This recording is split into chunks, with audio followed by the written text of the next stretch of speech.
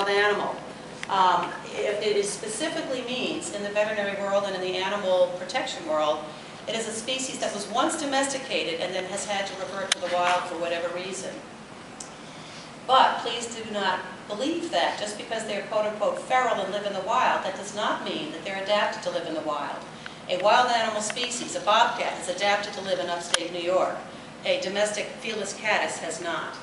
And it also does mean, since we're the ones who domesticated these critters to begin with, it does put the responsibility for solving their problem back on our shoulders. And you know, all of us in the room have the same consensus: spay and neuter everything, get every cat indoors, you know, let colonies die off by attrition, etc. We are responsible for these animals, and we need to give them a more humane life than we often can. So, you know, when I say that they don't survive in the wild, this is a cat that was trapped in a TNR colony. You'll notice the huge wound on his right flank there behind the rib cage. That I did not see the cat on admission. I don't know where this cat came from exactly, but I can tell you, if this cat was exhibiting a wound like that any time between spring, summer, and fall, that would be a wound that's going to be eaten alive by maggots. And being eaten alive by maggots is actually just as painful as you might think it is.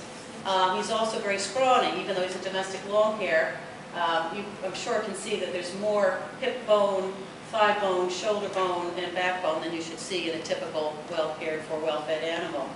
And by the way, I think, you know, what brings those of us who do not wholeheartedly, whole-blanketedly support TNR, what brings us there is the notion of cats suffering. This cat is suffering.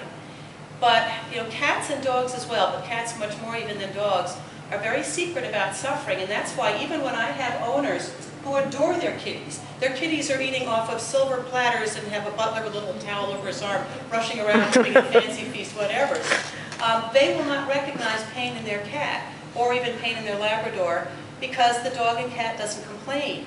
We humans are used to being a species like us. When we hurt, damn it, everyone within this time zone is going to know that I hurt.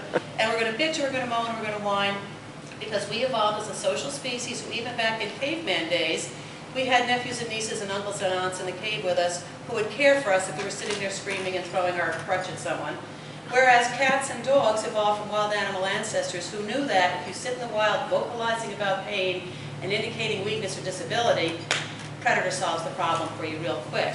So this is a slight sideline, but for instance, I'll have the typical doting owner of a 13-year-old lab, and the lab is walking in for his annual physical exam, and he's walking like this. Tail's going like this, because he's a lab, but he's walking like this, and I'll go, oh, poor Coco, he looks so painful. Are you doing anything to help his joints, anything with pain? Oh, no, he's not painful, he's just stiff. And I'll say, well, as a stiff human, I can tell you the reason when I get out of bed in the morning and I'm stiff is because I hurt like hell. But therefore, that's why I bitch and moan about it. But your dog knows that instinctively to bitch and moan about pain seals his death warrant. Same with cats. I think sometimes when we trap and release cats who have illness and pains and limping, because they're not screaming in agony, we don't always recognize that they are suffering. But, you know, a cat like this, if this was a human, we would be on a morphine drip to handle this pain. This cat is simply trying to get breakfast because he's been starved for so long. And of course, this is another example of the cats that don't survive well in the wild. And I'll get off this picture because I'm sorry, I'm going to show you some sad pictures just because I think we have to be realistic about what